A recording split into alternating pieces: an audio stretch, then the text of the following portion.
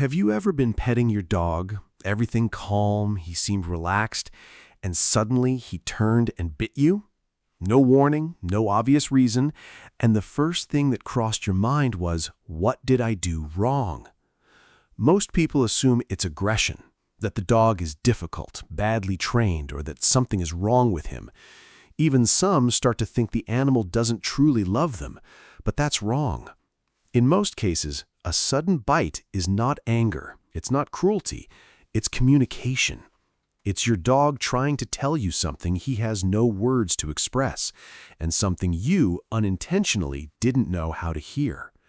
And here's what nobody tells you. There are at least 6 completely different reasons why your dog may bite you. Each one says something different about what he's feeling. Each one requires a different response from you. If you treat all of them as aggression, you won't solve anything. Worse, you may break a trust that took years to build without ever understanding what really happened. In this video, you'll understand each of those reasons, with scientific backing, with examples you've probably experienced yourself, and with a level of clarity that will permanently change the way you read your dog's behavior. But I'm saving the most important one for the end, because the last reason is the one most dog owners never stop to understand, and when they finally do, it changes everything. You had been petting your dog for several minutes. He was lying quietly beside you. It looked like he was enjoying it. And then, without any obvious warning, he turned and bit your hand. It feels like betrayal, doesn't it? One second he was fine. The next, he attacked you. But here's what actually happened. He didn't attack you. He asked for a pause, and you didn't see it.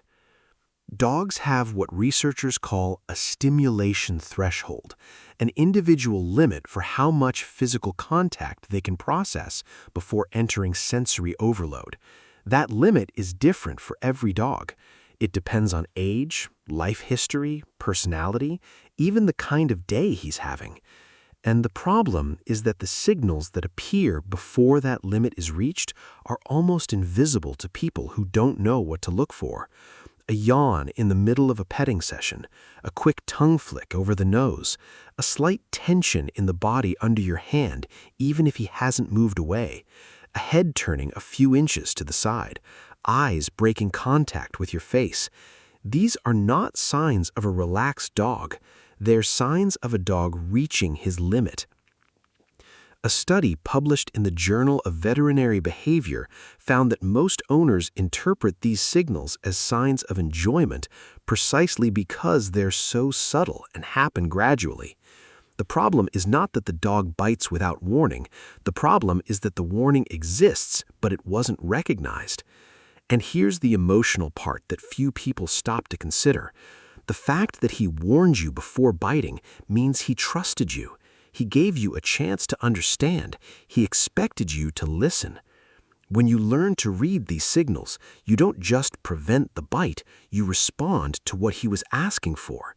And that response, that's what truly builds trust. The next time you're petting him and notice any of these signs, stop. Let him reposition himself. Let him decide whether he wants to continue. You'll be surprised by what happens when he realizes you're listening. But there's another reason dogs bite that may completely surprise you, and it has nothing to do with touch. Why does your dog attack your hand like it's a toy when you were only trying to play with him? You wiggle your fingers, he jumps. You laugh, he bites harder. It seems harmless until the day it actually hurts. And then you're left wondering what changed. But the truth is, nothing changed. The behavior was always the same. What changed was the intensity, because without realizing it, you spent years training your dog to hunt your hand. Let me explain what's happening inside his brain. Dogs have a hardwired predatory circuit, a neurological system that responds to moving stimuli with an automatic impulse to chase, grab, and bite. That circuit is not aggression, it's instinct. It's the same mechanism that makes a border collie try to herd children and a terrier destroy a stuffed toy in seconds. When you use your hands to play with a puppy, you're feeding that circuit with a stimulus that smells like you, feels warm like you, and reacts when he bites, because you laugh, pull away, or respond. To his brain, your hand becomes the perfect prey. A study published in Applied Animal Behavior Science found that dogs regularly encouraged to play with hands during puppyhood showed significantly higher rates of biting as adults, including in situations that weren't play-related. The behavior generalizes. Human skin becomes a target. And here's the mistake almost everyone makes when the dog bites during play: pulling the hand away quickly. For you, it's a reflex of pain or surprise. For him, it's prey trying to escape. And fleeing prey activates the chase instinct at full force. You didn't correct the behavior, you made the game more exciting. The solution is simple, but it requires consistency. Stop using your hands completely. Use toys that create distance between your skin and his teeth: ropes, balls, tug toys, chew toys. If he still goes for your hand, freeze. Don't react, don't pull away, don't make noise. A target that doesn't move loses its appeal within seconds. This isn't punishment, it's redirection. You're teaching his instinct to aim somewhere else, and it works. In most dogs, the behavior changes dramatically within a few weeks. If this is already changing the way you understand your dog's behavior, consider subscribing to the channel. We post every week to help owners understand what their dogs are trying to communicate before that message gets lost. What if the bite has nothing to do with touch or instinct? What if your dog bit you because he was suffering and you had no idea? This is the reason that breaks owners' hearts the most when they finally discover it. Because usually, by the time they realize it, they've already spent weeks or months accidentally touching something that hurt. Dogs are masters at hiding pain. It's not stubbornness, it's survival. In the wild, an animal that shows weakness becomes a target. So over thousands of years of evolution, canines developed an extraordinary ability to mask discomfort, continuing to eat normally, move normally, and interact normally even while something serious is happening inside their bodies. Arthritis in the joints, a dental infection, an ear infection, a muscle injury from a bad jump, internal tumors in the early stages. None of these conditions will necessarily show up clearly in your dog's daily behavior. But the moment your hand touches that painful area, the response is immediate and instinctive. A study published in Veterinary Record found that dogs with undiagnosed chronic pain displayed significantly more biting incidents, especially during physical interactions with their owners. And the most disturbing detail, most of those dogs had never bitten anyone before in their lives. A dog who is never bitten, who you've known for years, who you trust completely, will bite without hesitation if you press the wrong spot. And here's what that means emotionally. He wasn't being difficult. He wasn't challenging you. He was carrying something alone, in silence, exactly the way nature taught him to do. And the moment the pain became too intense, the bite was the only language he had left to say, "Please stop." Pay attention to these signs. If the biting behavior is new and unexplained, if it only happens when you touch a specific area, if he flinches or pulls away from places he used to love being scratched, don't assume it's bad behavior. Schedule a veterinary appointment. You may catch something early that otherwise could have taken months to become visible. And sometimes a single bite is the only warning your dog will ever give you. But what if it isn't physical pain? The next reason will show you that it may be something even deeper, something happening inside his mind, not his body. Have you ever reached toward your dog and he bit so fast it felt like there was no decision involved at all? No buildup, no warning escalation, 0 to 100 in a second? That wasn't anger, it was fear. And that difference matters far more than most people realize. When a dog enters fear mode, the prefrontal cortex, the part of the brain responsible for rational decision-making, essentially shuts down. What takes over is the amygdala, the survival center. And in that state, he isn't thinking, he's reacting. You are no longer the owner he's known for years. You are a threat that needs to be pushed away. It doesn't matter that you were only trying to pick him up. It doesn't matter that you were about to place him in the car seat he normally loves. What matters is what his body said in that split second, and his body said danger. A study published in the Journal of Applied Animal Behavior Science found that dogs living in unpredictable environments with constant routine changes, loud noises, unfamiliar visitors showed much higher rates of fear-based biting, even with owners they had deep bonds with for years. The signs were there before the bite, but they happened fast. An arched back, ears pinned completely backward, tail tucked between the legs, eyes showing white around the edges, what ethologists call whale eye. Sometimes a low, tense growl that never increases in intensity. Sometimes no growl at all, just the bite. And here's the mistake almost every owner instinctively makes: chasing the dog, trying to grab him anyway to show him you won't hurt him, hugging him to calm him down. For a dog in fear mode, pursuit confirms the threat, and physical restraint, even affection, can become the most terrifying thing imaginable. What he needs is an exit, literally, a space to move away, to hide, to decompress. Let him go. Let him find the corner he chooses when he feels unsafe. And when he comes back, because he usually will on his own time, it's because he finally felt safe enough to trust again. Fear bites are not personal. They are proof that he was overwhelmed, not proof that he doesn't love you. And the next two reasons are the most intimate of everything we're going to talk about today, especially the last one, because it may completely change the way you see every bite your dog has ever given you.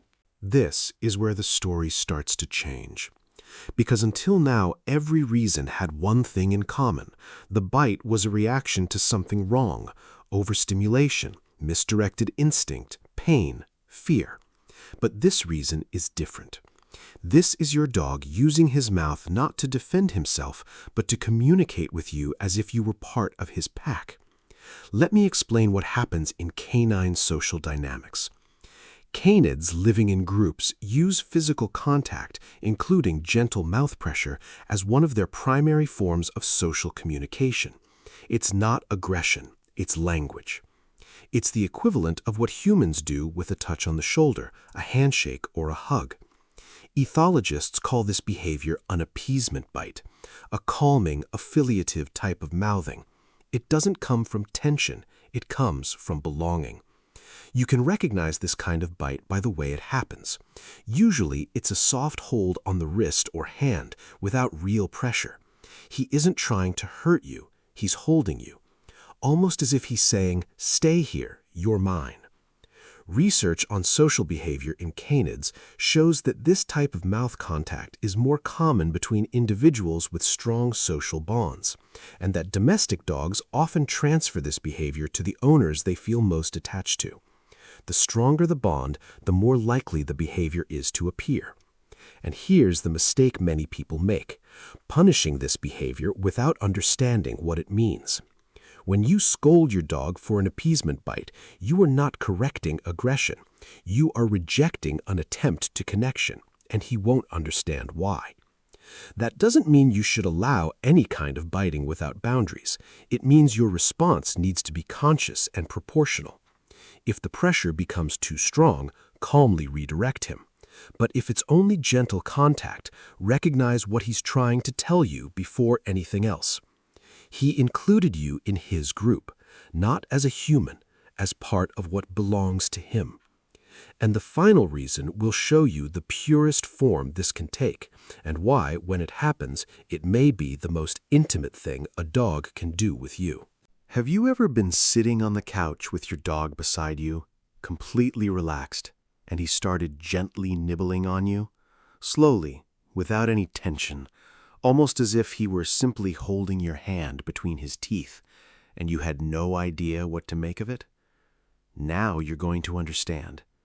This behavior has a name. Animal behavior researchers call it gentle mouthing, but in the context of the human-animal bond, it's better described as an affectionate bite.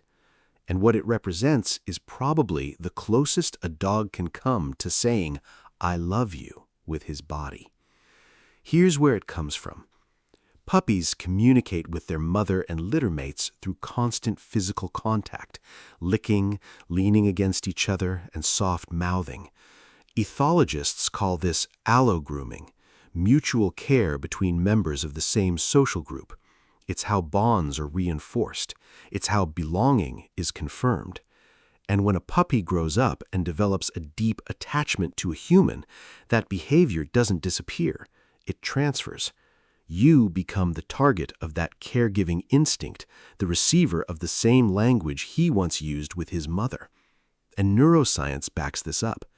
Research on the oxytocin system, the bonding hormone, the same one that connects mothers to children and partners to each other, shows that dogs release oxytocin during positive physical interactions with their owners at levels comparable to what humans experience with close family members. This isn't metaphor, it's biochemistry. In that moment, your dog's brain is processing you as family, and the gentle bite is the physical expression of that feeling. When he does this, you are no longer just the owner who feeds him and takes him on walks.